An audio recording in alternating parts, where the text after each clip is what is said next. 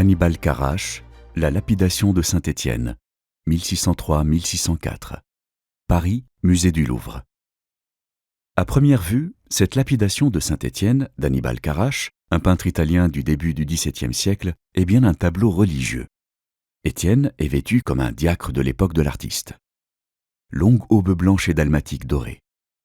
Malgré la violence de la scène, il semble à peine affecté par le supplice. Seul un mince filet de sang coule de sa tempe. À genoux, dans l'attitude de la prière, il est en pleine extase mystique. C'est là le parfait portrait du martyr. Héroïque face à ses tortionnaires, et tout entier tourné vers Dieu.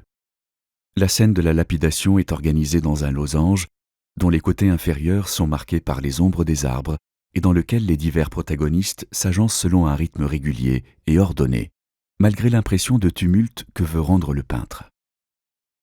Le choix des bourreaux est assez significatif.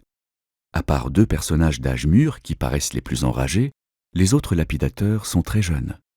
Celui qui tient la grosse pierre au-dessus de sa tête est à peine un adolescent, et on voit un tout petit enfant se servir de sa tunique comme d'un panier pour contenir les pierres qu'il a ramassées pour un autre garçon. N'est-ce pas une excellente manière de démonter le mécanisme du fanatisme ? Quelques exaltés réussissent à entraîner des jeunes gens en mal d'action. Les hommes plus âgés, plus raisonnables et peut-être plus lâches, se tiennent prudemment en retrait, à l'instar des femmes de l'arrière-plan qui, elles, restent résolument à l'écart. Le jeune homme adossé à un arbre est Saul, autrement dit Paul, le futur apôtre. Pour l'instant, il n'est pas converti par Jésus, et il souscrit au martyre d'Étienne. Il garde les vêtements d'une drôle de manière, puisqu'il les piétine et fait davantage qu'approuver. Il incite les participants d'un geste vigoureux qui suscite l'interrogation d'un des jeunes gens qui le regardent d'un air interloqué. Sa pose et son corps exagérément musclés suggèrent le fougueux héros des premiers temps du christianisme. Exprimant en peinture la vision mystique d'Étienne, « Je contemple les cieux ouverts et le Fils de l'homme debout à la droite de Dieu », Hannibal Carrache reprend le vocabulaire traditionnel des représentations de la Trinité, même si l'Esprit est ici absent.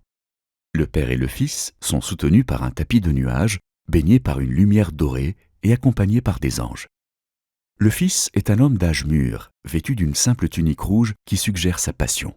Il arbore sa croix.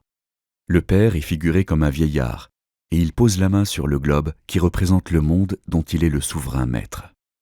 Absent du texte biblique, l'ange permet d'équilibrer la scène en apportant un élément d'horizontalité dans une composition marquée par la verticalité. La palme qu'il brandit est celle des martyrs. La couronne est une allusion au nom grec d'Étienne, Stéphanos, qui signifie couronne, et peut également être considérée comme la récompense du martyr. Mais en réalité, le véritable héros du tableau, c'est le paysage. L'architecture découpe la scène en 4 cadrans grâce à la tour, qui tombe sur la médiatrice verticale, et au rempart, qui définit la médiatrice horizontale. Arbres, éléments d'architecture et personnages sont ensuite répartis selon un quadrillage régulier. Si le château semble dominer de sa masse sévère la scène, celle-ci est adoucie par les arbres peints avec minutie et par une végétation qui semble avoir pris racine directement dans les pierres. Le martyre, censé se dérouler à Jérusalem, doit beaucoup à la campagne romaine. La cruauté du supplice ne vient pas perturber cet équilibre, car elle s'insère dans le calme d'une fin d'après-midi.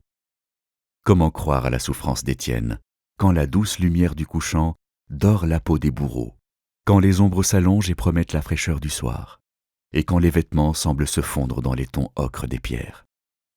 Il faut la chemise rouge du personnage du premier plan pour rappeler qu'un homme va mourir.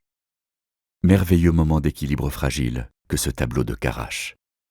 Si la scène biblique ne saurait être encore considérée comme un prétexte, on sent bien que l'art est prêt à s'affranchir des codes religieux.